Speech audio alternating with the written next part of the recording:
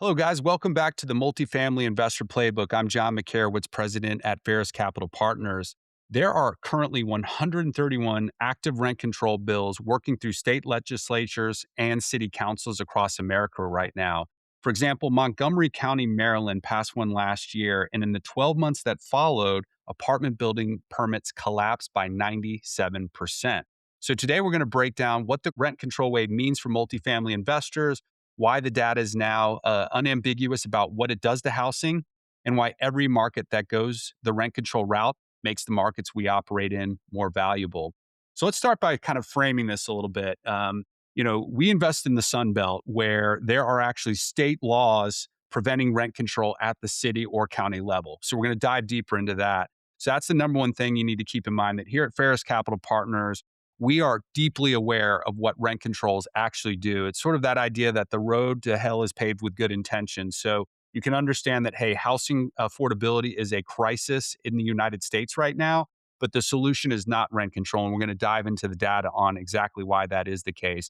You can understand why, as a politician, candidly, it's something that, constituents want to hear. Hey, we're going to get rent under control, but it's a shortcut solution that actually leads to higher rents in the long term for the markets in which it's enacted, as well as a lack of new supply coming online. So let's talk about the scale of it a little bit. So right now, the National Apartment Association, in their fall 2025 rent control outlook, did an analysis and found, once again, 131 active measures nationally. Now, that could be at the city level, it could be at the state level.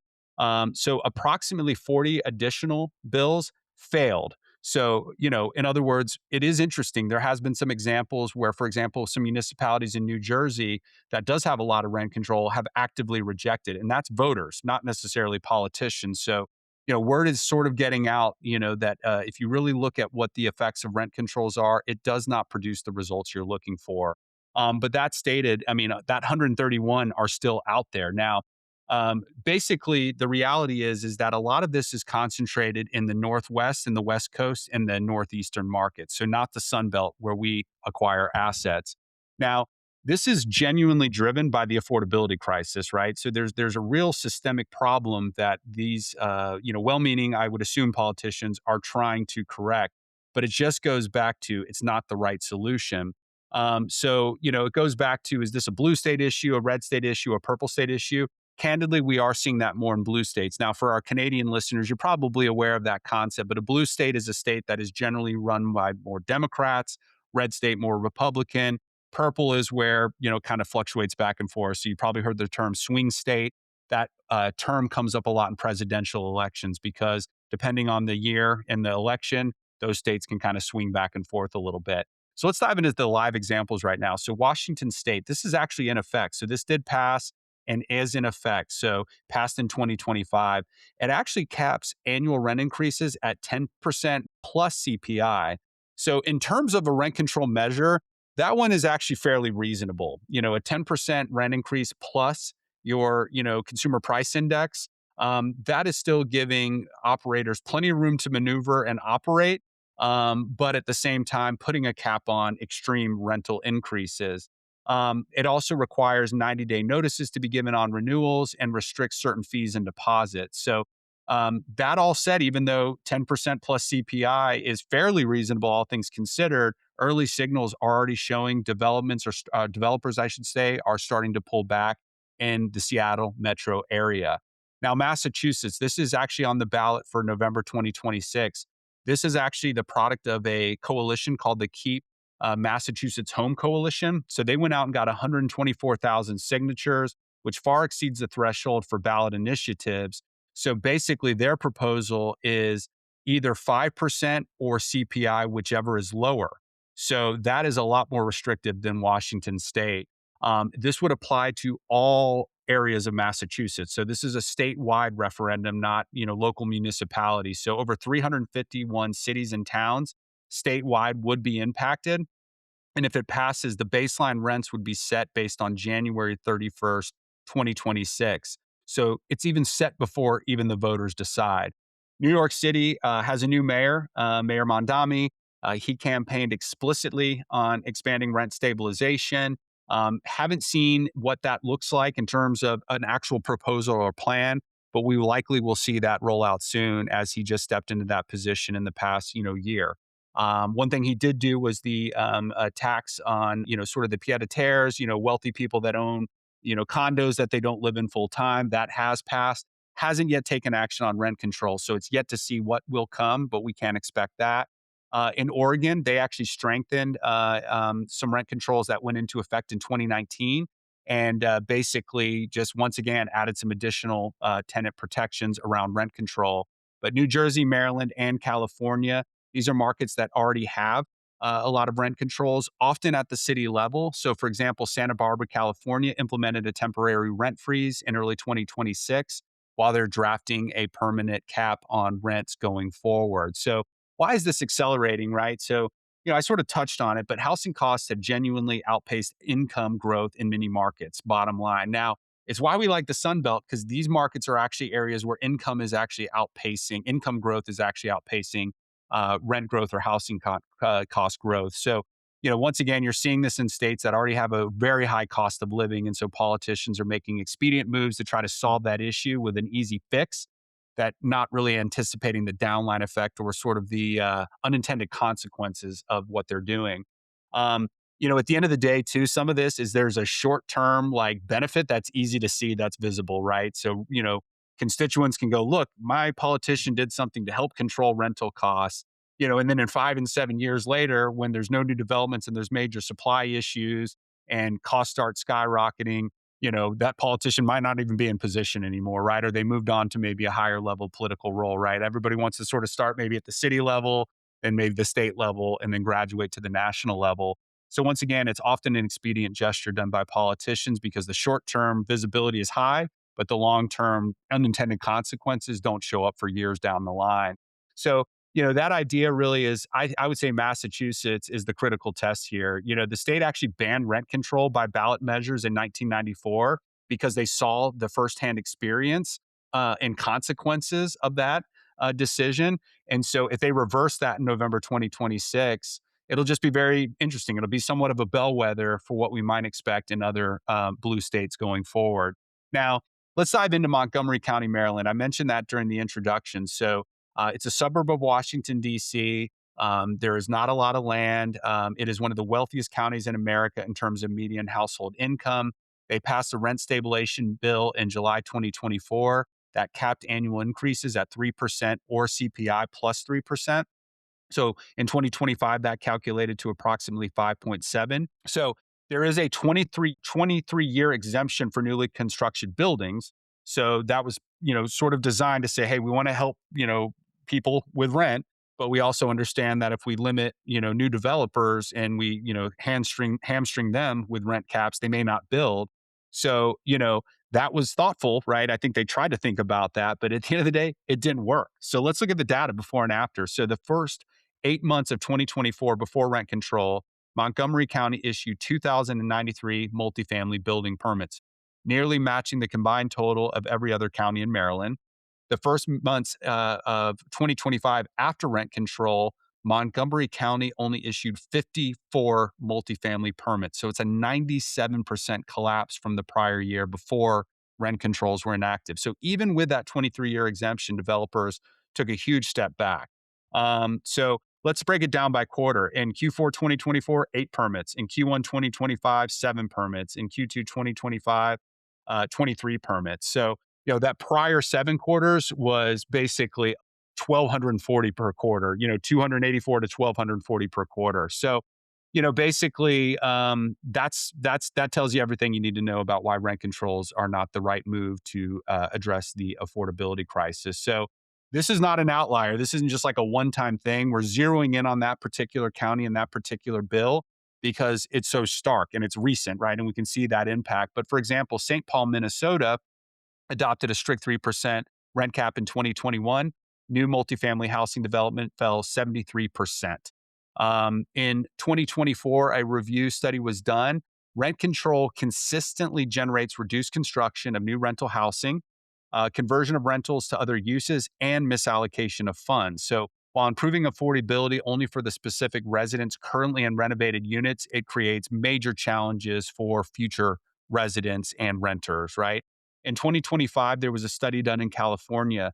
Jurisdictions with stricter rent regulations tended to have higher median rents and higher shares of cost burdened renters overall, the opposite of the stated goal. But let's look at Austin as a counterexample. 10,000 new apartments came online since 2022. Rents fell 6% from 23 to 2024. Supply creation reduces rents more reliably than supply restriction, is the bottom line. So, why does the rent control wave make the markets that Faris Capital Partners targets more valuable? Well, when rent control passes, investors face a fundamental underwriting problem. The exit cap rate that they anticipated must account for the rent control environment because that future buyer will inherit that. If future rent growth is capped, NOI ceiling is lower, and the price a buyer will pay is lower, which destroys current value.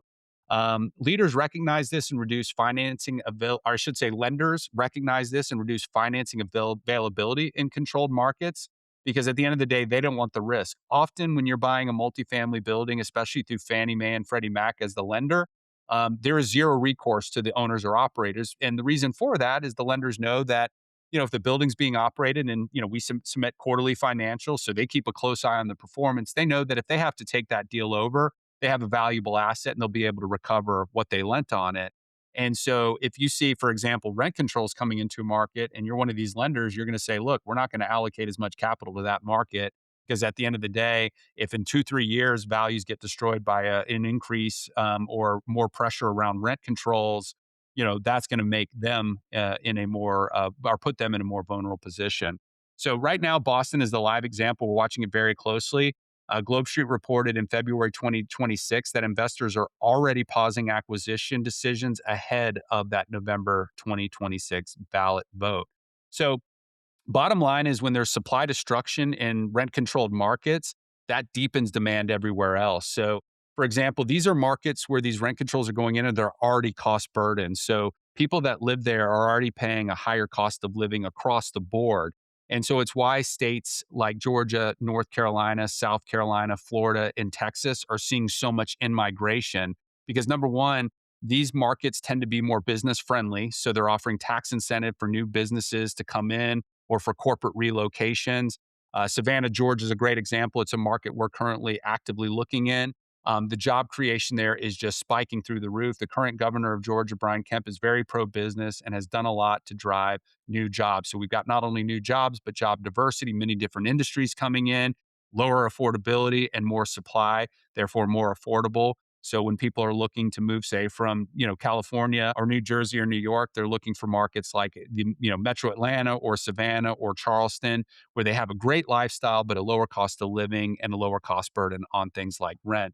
So that scarcity really compounds over time, right? So if you're only so many large, growing, job-rich metro areas with no control, in some cases, like in Florida, no income tax. I would say that Texas also is included in that. Tennessee as well, no income tax there. You've also got lower property taxes and a legal system that respects property rights, right? So at the end of the day, when we think about our residents at our buildings, we think a lot about making sure they have a great experience. So, for example, we recently were talking with one of our property managers in Georgetown. There's a few charitable organizations in that market. So if somebody has a health issue that temporarily impacts their ability to make rent, these charitable organizations will help supplement so they can get caught up. So we're making resident connections to these charitable organizations. Another one, it could be about a loss of income. So we always are all about providing resource and providing the best resident experience. But at the end of the day, as owners, we also have rights, right? And if somebody's just not paying their rent and they're ugly or incommunicative or just kind of trying to hide the issue, we should be able to remove them to bring somebody in who's willing to treat the property well and pay the rent on time. So our operational strategy from day one has always been enabled by focusing exclusively on landlord-friendly markets where we can buy below replacement costs, execute on renovations, reset rents to market pricing, and monetize that improvement. Every step requires freedom to price to market at the end of the day.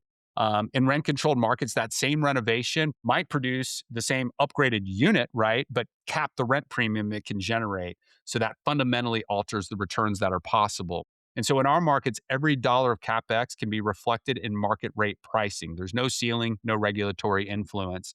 And once again, when you're buying below replacement costs with no rent control, really equals a compounding margin of safety that winds every year. The regulatory divergent persists in some of these other markets. So, let's talk a little bit about Florida. There's a state law that blocks cities from implementing rent limit except during declared housing emergencies. And there is a narrow carve out that has been triggered in certain portions of Tampa, not in the market that we are currently operating in, Largo. There's no state income tax. Property taxes fall below the national average. An eviction for non-payment can happen in with 3-day notice, before filing. So as long as we give 3-day notice, if there's no communication, we can file. Now, candidly, we don't really move that quickly, right? We really try to work with the residents and have that people first approach. And as long as they communicate, we'll work out a payment plan. Sometimes, for example, a dual income family, one spouse might have a temporary loss of income due to sickness or loss of job. They get another job, but it puts them a little bit behind. So we can work with that. And as long as they're communicating and making payments and chipping away at their delinquency, we're good with that, right? It's all about that resident experience. But once again, sometimes people just go dark on you and they don't communicate, they hide from you. And we need to be able to get that person out so we can get a paying resident in. Georgia preempts local rent control. So cities cannot pass their own caps. There's no security deposit limit. So typically we're collecting at least 1 month's rent for security deposit. So if the resident tears up the unit, we can reclaim some of that back, right? If they, wear and tear is normal, right? But if they rip up the carpets or their kid uses the wall as like the portrait gallery and is using crayons and painting all over, we got to come in and fix that, right? So we can use that security deposit money to collect that. And there's also no late fee restrictions. We do charge late fees, very moderate, but obviously we want to incentivize paying rent on time. So it's important to have a late payment just so that way, residents are in a sense trained to pay on time. And in terms of eviction process, generally around 30 days. And there has actually been some data to support that at Georgia and Atlanta has one of the fastest eviction process in the country. Um, Property taxes are under 1%. Atlanta is the fourth fastest growing metro nationally for job creation. So it's another reason we love the Atlanta market. Now, South Carolina, we're primarily focused on Charleston today, but no rent control at any level, state or local. Property taxes are somewhere between 56 and 57 basis points, among the lowest in the nation. Evictions typically resolved within 3 to 6 weeks for uncontested cases.